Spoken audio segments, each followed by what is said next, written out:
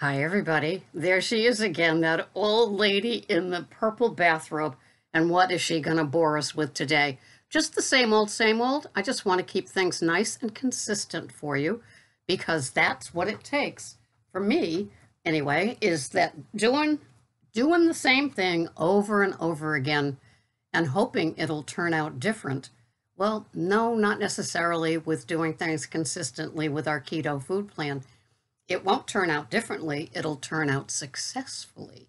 And that's what you want, right? So, one of the things that I love about keeping it all together and my keto community and the other people that have communities is that we are members of the NMC club. Did I say that wrong? NMW. God, more bulletproof coffee. No matter what club. And that means that no matter what reason we can come up with, and trust me, I hear them all. I feel like Dr. Now sometimes because people are so resistant to doing things that might improve not only their health, but it might make the scale go down. And I do a daily weigh-in every Thursday not to show you what I weigh, but that it stays the same and sometimes even dips down.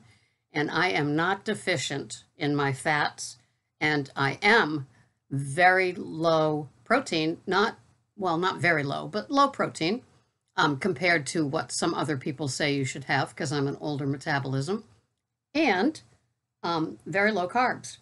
And even though I start off my day with allowing 20, I always have below that. And today, for example, and I'm typing this, I'm taping this on for May 2nd, okay? And so that's, but I record earlier, so I have things in the can, because sometimes life takes over, and I like to be proactive and ahead of my game. All right, so my chronometer says that today I'm only having 1,322 calories. It says protein is 43 and a half, carbs are 6.4, and fats are 125. So with that, I will be definitely adding something to it because I've got, when somebody sends me their screenshot like this with their foods and I can see their macros and their fats, if I were me, I would tell me that I can have 100 more calories of fat. I'm having a great big salad today. I'm having 4 lettuces. I'm having organic green leaf, organic baby spinach, organic baby arugula, and then I'm having watercress, and each one of those is 40 grams, except for that's odd, except for the organic green leaf, and that's 75 carbs. I'm having 60 grams of asparagus, and I'm having a pork chop, a 5-ounce pork chop, and I will cut off something in the center and give it to Greg because he's always hungrier than me. I'm having 3 tablespoons of dressing on my great big salad, and it's going to be 1.5 extra virgin olive oil, organic, and 1.5 tablespoons of macadamia nut oil. And so, I just love that. And it makes me very happy to have, oh no, that's not my food planned for the day. Well, suffice it, that's actually for tomorrow. And the one that I had planned today is tenderloin, and I'm looking at it. That's why I'm thinking, how did I forget organic red leaf? I put it in my chronometer on this computer, this one, and then, anyway, TMI. So, how do I keep you motivated on May 2nd if yesterday was Rabbit, and today is May 2nd, how do I keep you wanting to do what is going to work for you? You know those shorts you talked about? Or maybe the sleeveless dress you talked about? or just being so hot in the summer, if you could be naked, you would be. Those sort of things. Well, now it's getting that time when you are pulling out much warmer clothes, and of course, I'll still be wrapped in fleece. This is the time that you are pulling out those things, and you do wish that you had started earlier, but it's not late. It's May 2nd. So you can do this. And you know what? It doesn't matter when you start. All that matters is that you make the decision to be a member of the No Matter What Club, NMW. And that means that if your refrigerator, hit the bed, and you have nothing, that means you go and you buy a salad. If, you put hard-boiled eggs on a salad, make sure you have like cans of tuna if you eat things like that. I mean, you can't be without keto-friendly foods in your house. And my pantry in the basement, I call it the Walmart room. And I have extra virgin olive oil. I have extra virgin olive oil that's organic. I have a load of the macadamia nut oil because it was at $2.99 at this job lot place. I have avocado oil. I have walnut oil. I have coconut oil. I have brain octane. I have pounds of butter in the fridge. I always have heavy whipping cream. I always have 1 or 2 backups. Lots of cashew milk, almond milk, the 25 calorie or the 30 calorie ones. That's always in supply. I have a mountain, Greg would verify this, a mountain of coffees, Keurig and ground. So I'm always set with that. And then as far as the green leafies go, every week when we go to Market Basket, I buy the tubs, the organic arugula, baby spinach, sometimes baby romaine. I buy, a whole head of the organic leafy that they have. I buy the freshest looking one. That's why it alternates. And, it's a no excuse zone. You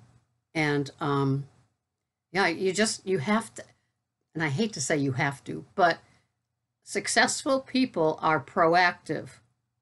Clients that feel better and lose weight with me end up a lot like me in the sense of their food. They're thinking food, but not craving food. There's a difference. They are being proactively involved in their weight management and health management with the chronometer and putting their food in. It's not so much what you're eating, it's that you have that wonderful habit of putting in your food in the tracker, and then it's there. Now, if you're one of those that can do lazy keto and lose weight and be happy, have at it.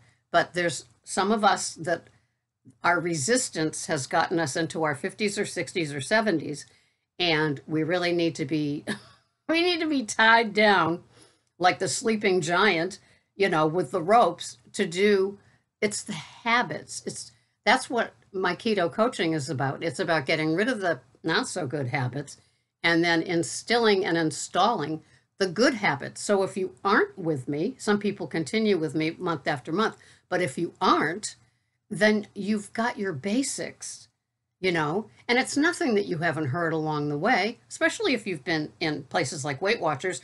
Nutrisystem, no, because they send you the already portioned stuff, but, and Jenny Craig, the same thing. So when we're keto, we have to be proactive.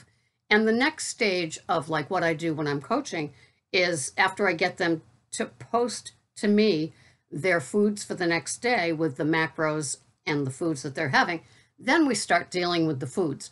Because say one that's come up, it's so funny. I don't know why. I'm not a mayonnaise person. Somebody must have made me eat mayonnaise as a kid, and so I never liked it. I don't like any condiments really. And so it's the mayonnaise. And when you see Hellmann's real mayonnaise, well, real is like a marketing deception. What does that mean? It means it's their old recipe, but it's filled with dubious ingredients. So check your mayonnaise, check your bottled salad dressings. If the first few ingredients are soybean oil or canola oil. Put it back on the shelf and look for another. I know some people make mayonnaise. I think probably Michelle Rock. If you check out her videos and you go up to the search and you put in mayonnaise, I'm sure she has made homemade mayonnaise because I've seen her when she prepares things, and she always prepares really yummy things. Excuse me. So the first layer of what you want to do on keto is get your habits in place, get the consistency, the day-to-day consistency of what your program is going to be. Like I said, it may not be for everybody to be so nitpicking with the tracking the day before you eat, with, as my non-keto friend says, before the first chew, before the first bite. Some people might put in their food for the day while they're enjoying their bulletproof coffee. That's part of their routine. It's part of their consistency. They take the chronometer and they take their coffee, their first morning coffee, and maybe they're listening here, like Nona Grace, and then they begin to put in their food. They may have the pork chops in their fridge. They may not. That might be on their shopping list, but they know it's going in and they will prepare for it. And then tomorrow's, when people try out a new recipe, like Kathy's Crazy Life, she's trying out a new recipe from Eat Rich and Live Long. So she's gathered all the ingredients, and then she wanted a mortar and pestle. So she ordered it from Amazon, but it's not in yet for when she's going to prepare it. So she'll have to do things with already ground spices. But, fun stuff. You just start getting a little bit more involved with the execution of your keto program that has nothing to do with eating. It's the good habits are in place. And if you work it, it will give you what you want. First, most of us that are older have the weight resistant part that takes a long, long time because we've spent decades with the standard American diet. And so it's going to take a while for the insides to catch up. And you hear that on Dr. Berg all the time. That's how I found Dr. Berg. And it's funny because his practice was a whole lot different when I found him. It was like 2 or 3 years ago. But he always said when he would be presented, when he had his clinic, when he was presented with an overweight person, he said, first we heal the inside. So we don't count calories, we just eat whole foods. So like he knocks them off of the processed and the sugar, the grains, the artificial sweeteners, the diet sodas, the no fruits. He knocks them off of all of that, and then their body begins to heal. And it might not show in the scale. And then after they've been doing that for a while, and they become A, fat adapted, and B, used to eating healthy foods, then the weight loss can continue because you've learned the good habits. And that, sadly, isn't what you're hearing in, other places. I don't know about Tops, but Weight Watchers is like they promote the non-healthy, non-real food. It's just called palatable food. That's all. And the chemicals enhance it and make you want to have more. But it's not real food. And the nutrition they put in it are just chemical vitamins, and just, it's not good. I mean, like, how can you compare that to a big green leafy salad with wonderful oils on it and deep, dark leaves that are so nutritionally dense? How can you compare that? You can't. So anyway, so that's how that all rolls. So sometimes it takes a long time for us to get unhealthy to healthy, and the scale might not show it. If you're 30 and buff and do your own, videos sitting there naked so we can see half of your six-pack, that's a different breed of human being, okay? My niche is older, stubborn metabolism type people, men and women alike, and some of us are on insulin, high blood pressure pills, cholesterol medication, and slowly we can see that we can begin to shed the medications and start to really work on our health and losing weight. It's going to be stubborn. It's going to be slow. And if it isn't, bonus. But that's the expectation thing. You know, you can't watch a 25-year-old young person and think that at 60, it's going to be the same for you. It's not. You've had all those more years of damaging with the standard American chemical processed, disgusting food that they call food, and it's not. Okay. So, you know, you have to have the patience.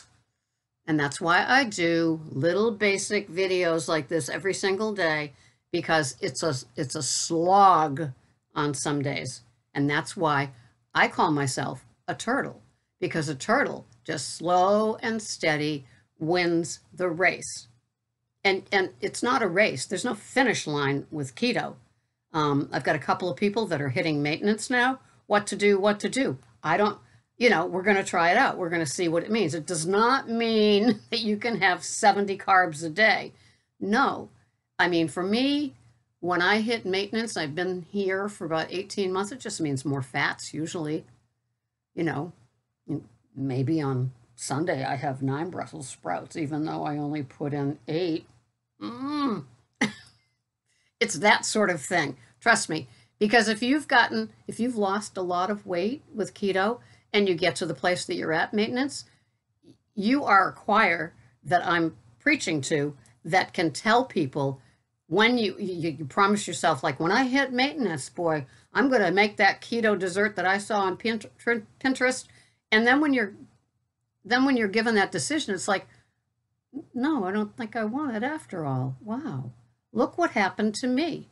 You know, when you know you're keto-fied when presented with a ribeye steak and a salad with wonderful oils on it, and you choose that over what your binge food was, you know you're keto-fied. And isn't that nice?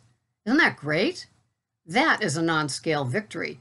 When you give yourself permission for something, and when the time comes, you said, no, I don't want that.